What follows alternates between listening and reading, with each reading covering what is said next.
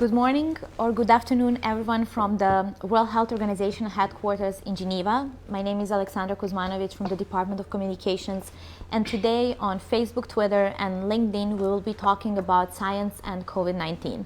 Therefore, it's my great pleasure to introduce our Chief Scientist, Dr. Soumya Swaminathan. Good morning. Good morning. Thank you for having time and taking time to talk to our social media viewers and audience. What is WHO doing on science and COVID-19? But first, would you like to explain to our viewers what is your role as a chief scientist in WHO? Thank you, and good morning, good evening to all the viewers. As you know, the science division was created last year, so the position of chief scientist is a new one. Now, WHO, since its creation, is a science-based organization. It does normative work, which means that we develop guidelines and standards related to health for people around the world. And therefore, it's very important that this be all brought together within a science division. So basically what we do is, first of all, make sure that there's quality assurance around all of the standard setting, the normative work of the organization, which means that all the products that the different technical departments are doing are done in a standardized way, the way we collect data, the way we review it, the way we discuss with the experts and with a broader group of people, including the public. How do we do consultation, and then how do we put it together to make those recommendations. So there has to be a standard across the organization that we will enforce. And the second big area is a sort of a foresight function, is to be able to look ahead, because science is moving very rapidly. There are so many advances that are in the early stages in the laboratories today, in people's ideas and minds, that 10 years from now will impact us in a big way. So today, if we see that artificial intelligence is impacting all aspects of our life, 10 years ago we should have started thinking about this and saying, how do we prepare health systems for what will happen when artificial intelligence becomes a reality. Similarly, in genomics, there are many areas where there are such rapid advances that there will be diseases that can be cured and so on. So WHO needs to be ahead of the curve, and so that's the other major function of the science division. And so it's a very exciting area to be in, but it also requires a lot of discipline and rigor and really applying critical lens to everything that we are doing. Thank you, Dr. Soumya. We are also fighting COVID-19 pandemic with science. What do we mean when we say that? So what we mean is that when you're faced with something completely new, this virus we only heard of in the beginning of January. So it's a big unknown, a big question mark. You know, where did it come from? What does it do? What effect does it have on people's bodies? What is it clinically? How does it spread? How can we control it? What drugs do we know that work? And of course, then how do we ultimately control it in the long term, say through a vaccine? So all of these are unknowns, and that is why we say that science has to bring the solutions, because you need to gather the evidence, you need to do the research, you need for everyone to work together to come to an agreement on some of these questions.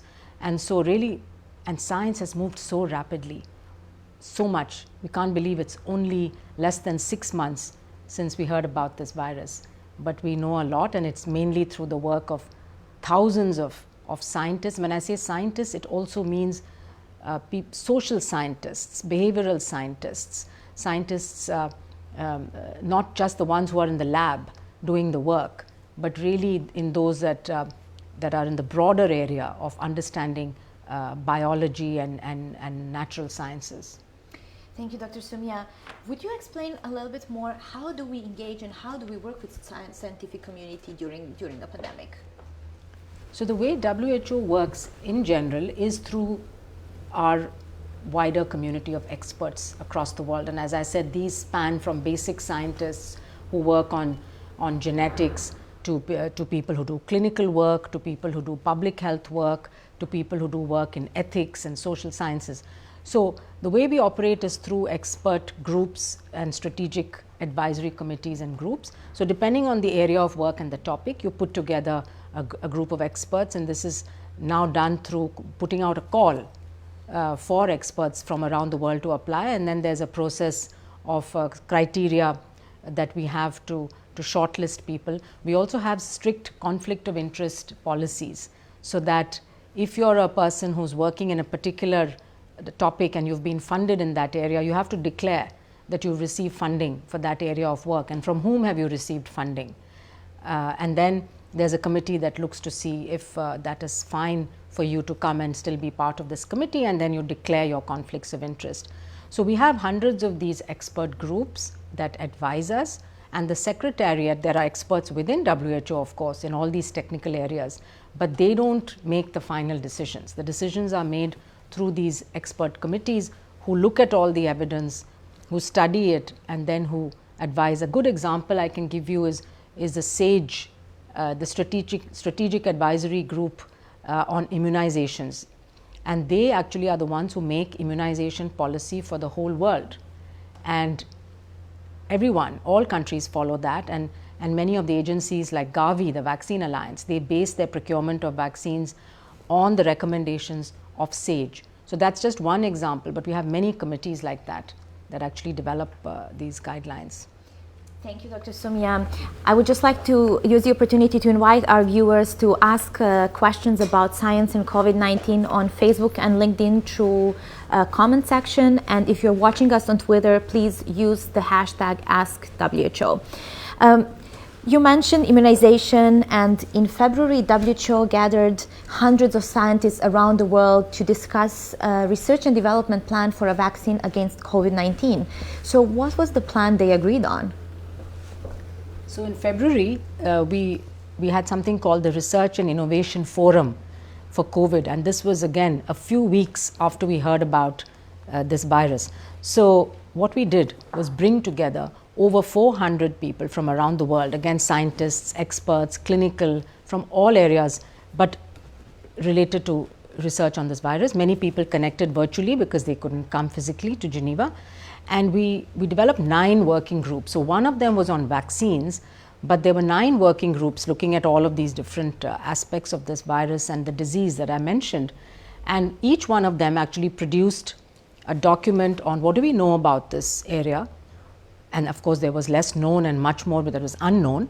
What are the important questions that we need to answer in order to for us to control this?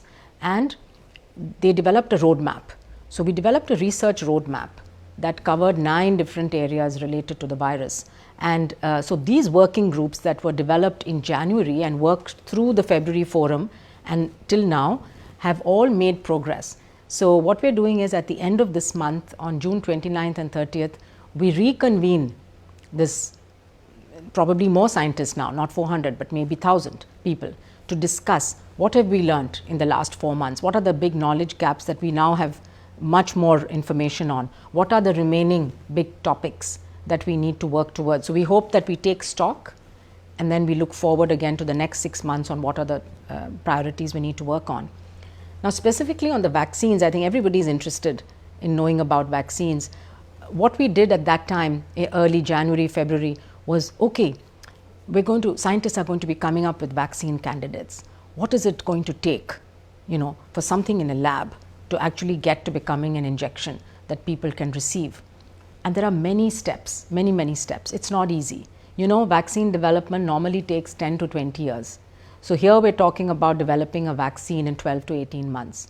But we have to be sure each step of the way that we establish that this vaccine actually works, which we call it efficacy, which means that it protects against infection, and safety. These are the 2 properties of the vaccine. It should be safe in the sense you do not want a vaccine to cause more problems than what it's supposed to protect against. And so you have to go through these different phases of testing, starting from the laboratory, from cell cultures, then you go into animals, mice, and some larger animals like monkeys. Then you go into humans in a small number of people, what we call a phase 1 trial, where about 20 or 30 people or 50 at the most are given this injection. Sometimes different doses are tried, and you look at them very carefully over the first few weeks to see what happens, both in terms of an immune response, because you want a good immune response to the virus, but also any side effects. Then you go to a phase 2, which is usually several hundred people. Again, you're looking at the immune response, you're looking at safety, you start looking a little bit at efficacy, and then you do a phase 3 trial, which is usually thousands and thousands of people, where you have two groups. One group gets the vaccine, the other group gets usually some other vaccine as a standard or a placebo injection, and then you wait and watch over a few months for people to develop COVID through natural exposure, and then you see how many people developed in the vaccine group, how many developed it in the placebo or the standard group, and also you are looking at side effects. Then you come to a conclusion on whether the vaccine is having protection and also safe, efficacious and safe. And then there are criteria by which you judge that. And that's where policy bodies like the SAGE on immunization will come in, because they will then look at all of this information and say, yes, this vaccine passes the test and can be recommended. And sometimes there are caveats. You cannot give some vaccine to elderly because it doesn't have a good response. Some vaccines cannot or should not be used in children till they are properly tested in children. So pregnancy is another one where we have to be very careful and make sure the vaccine doesn't cause damage to the fetus. So these are all the different aspects which need to be looked at. And so, as I said, normally this takes minimum of a few years, 4 or 5 years, but because we're in the middle of a pandemic, we are trying to compress this timeline, but at the same time not compromising on any of the scientific principles that I mentioned. Thank you very much, Dr. Sumia. And a lot of our viewers are already asking, even though you explained the whole process that we need to go through to develop a safe and effective vaccine, they're still asking, when can we expect a vaccine against COVID? And at the moment we have over 200,000 candidate vaccines, right? 200. So do we know if any of these is in advanced process at the moment of a trial? Yes, and it's true, everyone is waiting for a vaccine, because it's clear that a vaccine would be the best way out of this pandemic. If you can vaccinate enough people, let's say 50-60% of people become immune, the virus can stop spreading from one person to another. Now, you can get immunity through natural infection, but we've seen now in many countries where there's been a lot of infection that even at the end of a big outbreak, you have only 5 to 10% of the population with antibodies. So it's clear now that through natural infection, it's going to take a very, very long time to get natural herd immunity. So we need a vaccine. Now, what's the soonest we can get? As I said, we're hoping through doing everything in parallel, instead of doing one step after another, which is the normal process of vaccine development, we try to do overlapping. You're already planning the manufacturing while you're still doing the clinical testing. You're overlapping phase 1 and 2, phase 2 and 3. But the minimum it takes about 12 to 18 months. The good thing is that some groups started working in January as soon as the genetic sequence of this virus became public. And so in March, we actually had the first vaccine candidate being tested in human beings, the phase 1 test. Now, there are 2 vaccines that are currently in the later stages of testing, phase 2, phase 3. So we are expecting some results by October, November, December of this year. Now, we cannot predict at this stage if either of those 2 vaccines is going to meet those standards that I talked about. But if we are hopeful and optimistic, yes, we could have the results at the end of the year, and we could also have some doses available. Now, how many million doses are going to be available? We cannot say. But the good thing is that we have another 8 or 10 candidates which are getting into human trials, and again, which will be in large scale human trials by the end of this year. So we're going to have 10, 12 candidates entering or completing some part of human trials, and therefore we can be very hopeful that in 2021 that we will have at least 1, if not more, candidates which are shown to be safe and effective. And you remember that it's not enough to show safe and effective, then you have to manufacture hundreds of millions of doses. So the other thing that WHO is working on is this developing a allocation framework, because we don't want to be in a situation where there are some doses of vaccine, but that they're not available to everyone, that they're just available to a few people in a few countries. So this is where the global solidarity comes in, and our member states are discussing, how do we make a fair and equitable allocation, so that, let's say you have 50 million doses to begin with, who are the people who need it the most? It shouldn't be limited to by country, but it should be, is it the most vulnerable, the frontline workers that we see are getting infected? Is it the elderly, people above 60 or 65? We need to have a consensus on that, so that we agree to share the virus, the vaccine that's available. The virus has been shared by all around the world. So now we need to share the vaccine also in a way that we protect the most vulnerable. And as we go into 2021-22, we'll have hundreds of millions, and many companies are saying they will manufacture billions of doses. Then it becomes easier to distribute it more fairly.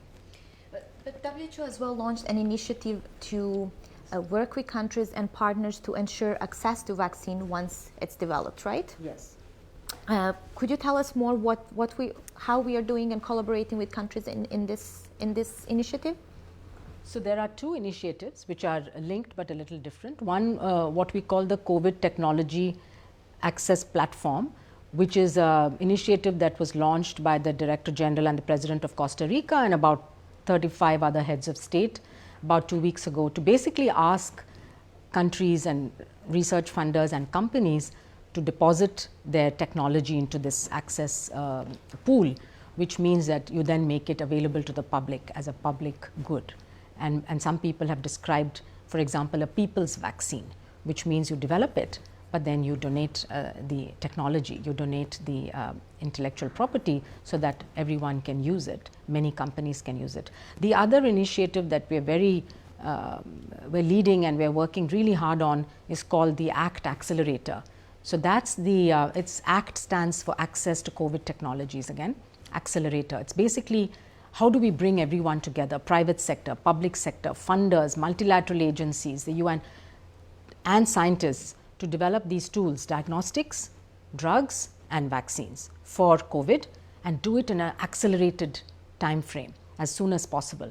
And it starts with access. So it's not just about the research and the development, but it's how do you get access to people? How do you make sure that we can deploy it in all countries? So that accelerator is really a wonderful way of all partners coming together to see how do we do this. And a part of that is also how you invest in these tools. You do public pooling, you do risk pooling.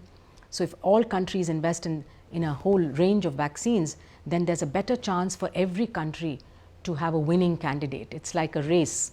If you bet on one horse and that horse doesn't win, then you're left with nothing.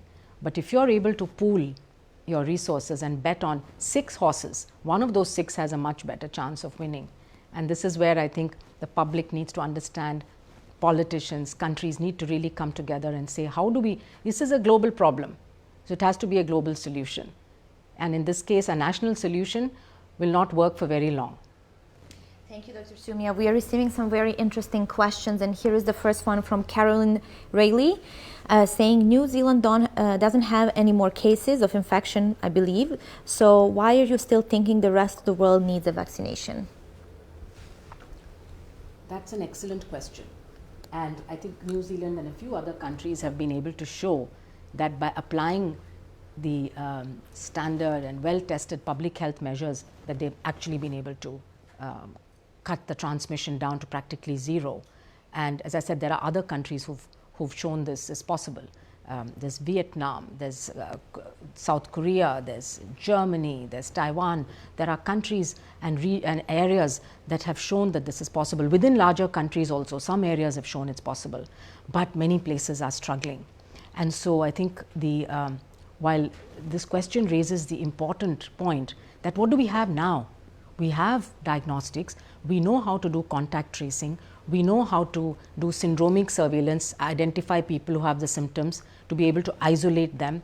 We need to find their contacts and quarantine them, and the public needs to follow the things that have been shown to work: maintaining physical distance, wearing a mask when you go out, covering your face, and ensuring that you're doing your hand washing and respiratory etiquette, not coughing and sneezing in public, staying home if you're sick. If everyone followed all of this, I think we could bring down infection rates in many countries.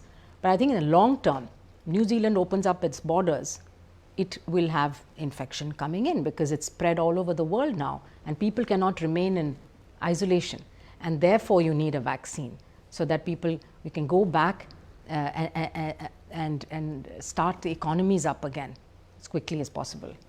Thank you, Dr. Soumya. Here is another question related to vaccine development, and our viewer is saying that my country has started for a clinical test phase 1. The vaccine is imported from another country. What do you think about that? Can it work? Because we know the strain from every country is different. The mutation of COVID-19 is very high. That's another excellent question. Luckily for us, the mutations that have been observed, and all viruses mutate, they change, so that's expected. But the mutations have not been shown to be in those regions of the virus, the spike protein, the receptor binding domain, that are going to alter the efficacy of a vaccine so far. So viruses keep on changing, and we have to keep an eye on that. But the other interesting point that this question has raised is it okay to do a vaccine trial in one country and then have it applicable to all countries? Based on the science now, yes, we think so, because the virus may be slightly different, but it's not so different that the vaccine will not work. But it's also good to have vaccine trials in many different countries, because you have different populations, different genetics, different risk factors, and so it is a good, and WHO would very much like to see the candidates that are being developed now being tested in many countries, like we're doing the solidarity trial for medicines. The other advantage of that is that we have seen this epidemic up and down in different parts of the world, right? So you have a Europe wave that subsides, and you have the North American wave, you have a Latin American, a South Asian. So if you have trials happening in different parts of the world, it's much more likely that you will have places where there's still active transmission of the infection going on. So you can answer the questions, you can finish the trials faster if you are set up in different parts of the world, because if you're doing it in one country and the infection is controlled, like we mentioned New Zealand, but also China, for example, you won't have enough infection. So the trial will not be able to be successful, because you can't compare the two groups that we talked about earlier. So that's another reason, and I think it's a very good point that's been brought up, to have these global trials. Thank you, Dr. Soumya. Here's another question. You touched base on that already, but maybe to explain more. How will, the question is coming from LinkedIn, and thank you. How will the vaccine be tailored for the population where a large range of biological factors might interfere with the effectiveness of the vaccine between individuals? For example, different health conditions, age, different lifestyles, environment exposure. Yes, excellent questions. So this is why you need these phase 3 trials, which are large. I said they're usually in tens of thousands of people, so that you get a mix of all of these factors you mentioned. Age, sex, other diseases, conditions. Age is extremely important because old age and young have different immune responses. The elderly don't respond as well to certain kinds of vaccines. And for this COVID, we have a range of different vaccine platforms. So there are some which are traditionally being used in many different vaccines, like we know that inactivated viruses, where you kill a whole virus and use it as a very old method of vaccination. Then you have whole but attenuated viruses. They're still living, but they have less virulence. Then you have protein. You just take a part of the viral protein and you use that with an adjuvant. But now we have new platforms which are DNA and RNA viruses, which have never been used in people before. They've been developed for other diseases, but never used on a wider scale. So here it's exciting because you have the advantages of some platforms which can be manufactured in large amounts and used, like the RNA vaccines. But on the other hand, we don't know how it will actually turn out when we test. So it's exactly to have this kind of information in different populations, different risk groups, different age groups, male, female, etc., that we need to do these large phase 3 trials, and it's a big undertaking. It's not very simple. And here again, that's why we need collaboration. We need countries to come forward to take part in trials. You need companies to come forward and say, we offer our vaccine for testing in many places. And you need well-trained teams. And you also need the local communities to be engaged and understand. So it's all of you, it's the communities that should ask questions, that should participate in the decision making. And every country that wants to do clinical trials, this is the time to start doing those preparations, having those dialogues with people who will eventually be the volunteers, with the regulatory agencies in the countries, with the ethics committees, with the doctors who are going to be leading these trials. So we need all of this to happen now before we start having these big trials in the second half of this year. Thank you, Dr. Soumya. Here's the next question coming from Sailesh Bastola. What technological research are going on for faster and more accurate virus detection? That's again, it's an excellent point.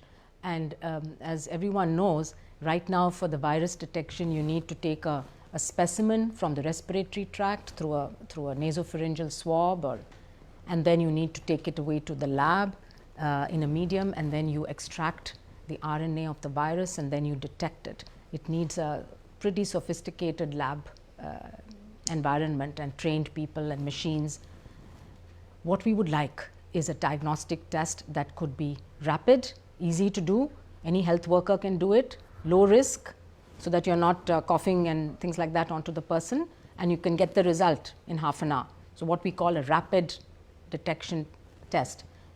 We have this for other diseases like other respiratory infections. Even for influenza, there's a rapid test. You go to the doctor, they take a swab, you wait, half an hour later you have a test. For streptococcal sore throat, we have the same thing. That's what we need, where scientists are working on a rapid antigen test which could be used on a respiratory, and if it can be self-done by a person at home, that would be even easier, because then you don't go into a health center and expose yourself or expose others. So that's one area of work, and we don't have one yet, but hopefully we will. The other one is, can we use saliva, or can we use an oral swab, instead of putting the swab to the back of the throat. So again, people could do it themselves and drop it off at a testing center. And then in the test center itself, there are innovations like pooled testing. If you have a shortage of kits and you want to test more people in the community, you could pool 5 or 10 samples and then do the PCR test. And if it's positive, then you have to test individual samples. But if it's negative, all those 10 people were negative. So you've actually saved on many kits, because we know that shortage of kits in many countries is affecting how many tests they can do. But so diagnostics is an extremely important area of research. Thank you, Dr. Soumya. Let's talk a little bit about treatment. We know that at the moment there is no treatment for COVID-19, but WHO launched an international solidarity trial to help finding an effective treatment. So how does this trial work? So before I talk about the trial, let me just say that while there's no specific treatment for the virus, we know what we have to do to treat people. And again, you see countries who've done it well have very low case fatality rates. So it's not, we don't need to give up that we don't have a treatment. What we need to do is to diagnose people early, which means again you have to do more of case finding. You have to go out in the community and test people, everyone who has symptoms. Finding people early and keeping them under observation is a very good way of reducing mortality, because then you know how they are progressing, and if there's any sign that their oxygen levels are dropping or that they are becoming breathless, they need medical care. Oxygen is extremely important. So all health facilities that look after COVID patients must ensure that there's oxygen. There's a lot we've learnt about the nursing of these people and how to look after them, when to use ventilation, when not to use ventilation, what are the other supportive drugs that seem to be helping. So there's all this clinical management, which again we're putting out guidelines on and updating them. But then of course we would like to have a drug that works specifically against this virus. Antiviral drug discovery is again not a very easy task. So what we started off by doing, what scientists started off by doing, is looking at existing drugs which are already used for other diseases, and then seeing if we can repurpose them. So, quickly do lab tests to see whether the existing drugs are active against this virus in the lab, and then take those into phase 3 clinical trials, because you have already established the safety of that drug in for some other disease. It is being used in human beings. So, it is called repurposing. So, the Solidarity trial that the WHO started and many other trials around the world were basically testing these other drugs. So, we have got in our trial, we have got lopinavir ritonavir, which is used for HIV treatment. We have got hydroxychloroquine, which of course is used for malaria, but also for other autoimmune diseases. We have got a drug called interferon. Interferons are also used as stimulants of the immune system. They have been used against MERS, another coronavirus, for example.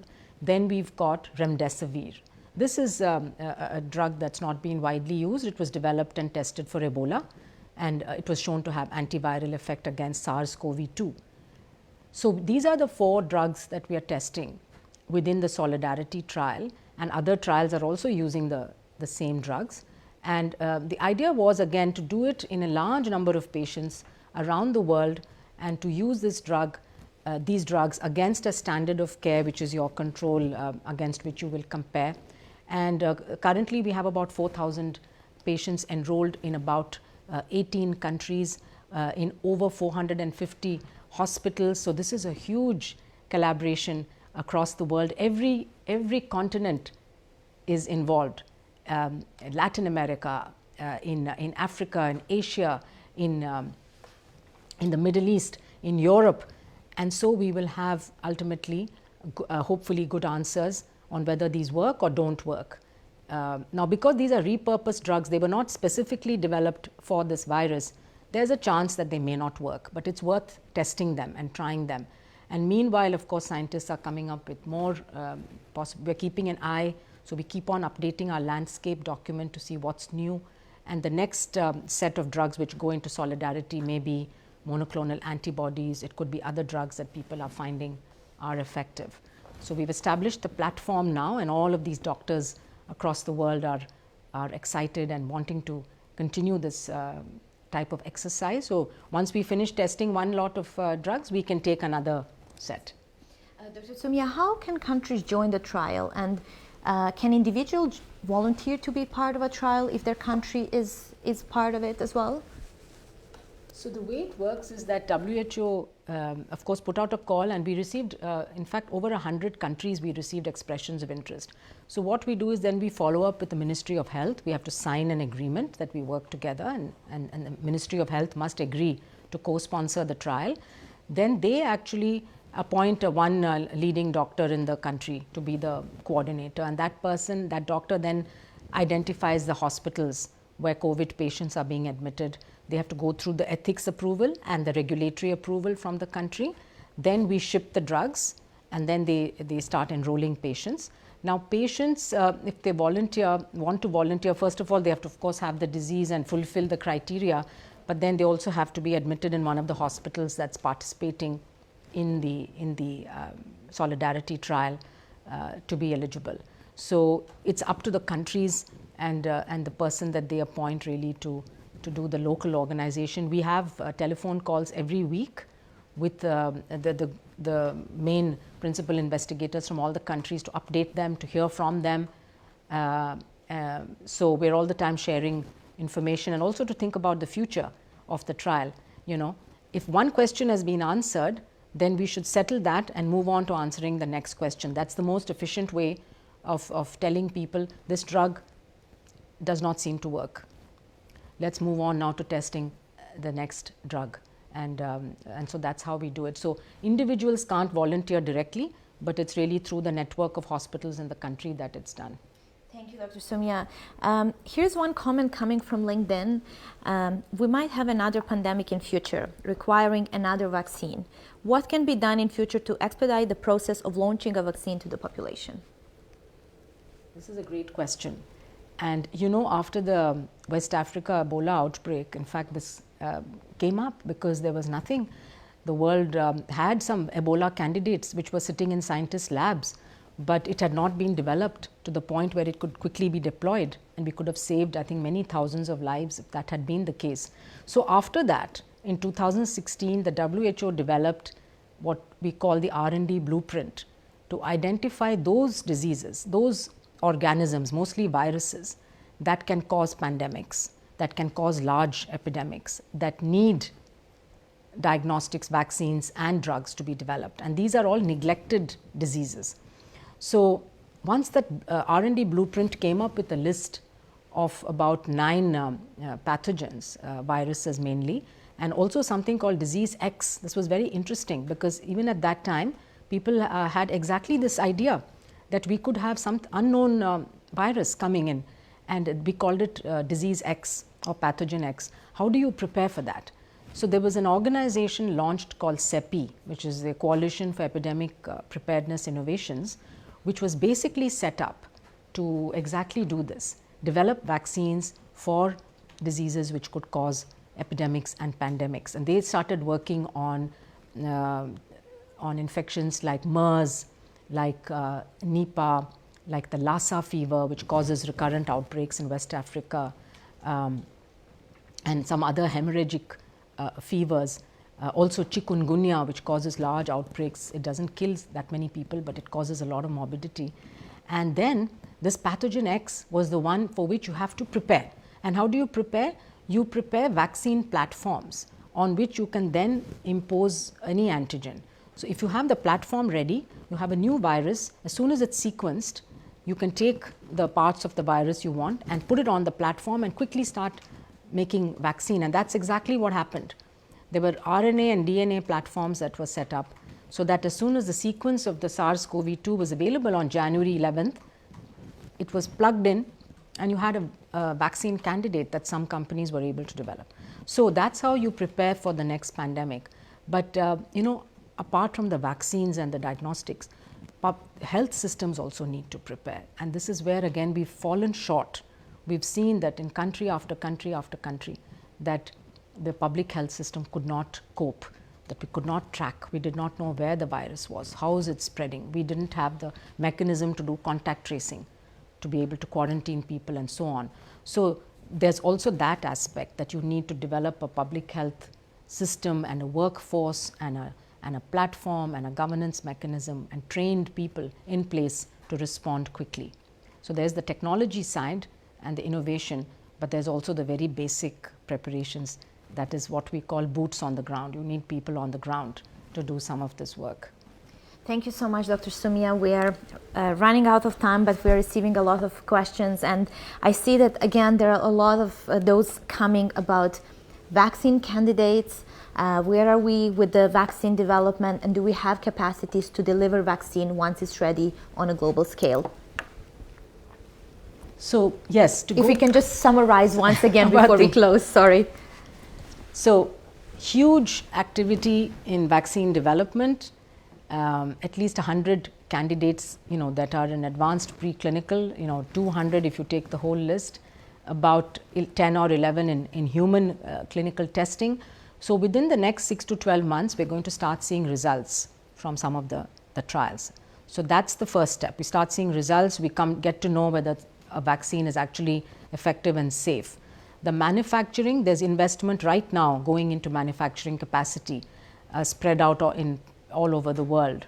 So that as soon as, or even before you know whether a vaccine is effective, there's already production of that vaccine happening, so that it can be very quickly sent out to countries. And then a very important area, which again we are addressing, is getting countries ready to do this. So, countries need to start planning, okay, if I have a 10 million doses or 20 million doses coming in by December, who am I going to vaccinate? How am I going to do that? How am I going to communicate this to people and be ready? Because to vaccinate people, you need also needles, syringes, you need cold chains, you need all sorts of other things to be put in place. It's not just a question of the vaccine arriving and then you'll be able to give it.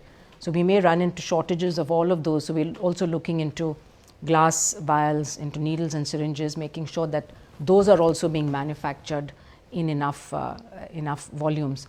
So, I think this is going to be a very hot topic for many months to come, and perhaps we should touch base frequently with our viewers and maybe even go into more details into which vaccines are being tested and the results that are coming out and what does it mean. Because one thing I just want to say in closing, Alex, is I think for the first time we've had this huge public interest and focus on what's happening in the science. Normally, science goes on quietly behind the scenes and the public gets to know when there's a result, when something happens, you get to hear of it. But here, every step. And so sometimes that can also get confusing, because in science, you do studies to prove things. And then one study shows something and you say, okay, you found this. Another study then shows something slightly different or brings up a new aspect of that. Then you have to change. And so change is part of science. It doesn't mean that what you said 3 months ago was wrong and that you said something wrong. It was the state of knowledge at that time. And the state of knowledge is evolving so rapidly that, very frankly, Alex, it's hard to keep up. It's really hard to keep up. How many publications a day on COVID? Just guess. It's an average of 500 publications a day. And so for someone to be able to read and understand and also differentiate, there's low quality stuff coming out as well as high quality science. You have to be able to tell the difference. So we have a whole army of people here working in the science division on screening all of that which is coming out, taking out the key ones, then synthesizing it, and then forming an opinion. And so I hope that people will understand that as science evolves, we keep on trying to be up to date and change our guidance and so on. But sometimes it's difficult because either there is no clear consensus, it's an evolving field, and we have to also keep up with that, and it's a big responsibility to do that. Thank you, Dr. Soumya, and thank you for clarifying this as well, that science is evolving and we are learning every day, and we learned a lot in past months and working with scientists around the world to create and update our guidance. And bringing to guidance, recently we updated our guidance on masks, and viewers are asking, why are we not wearing masks? So could you maybe respond to that?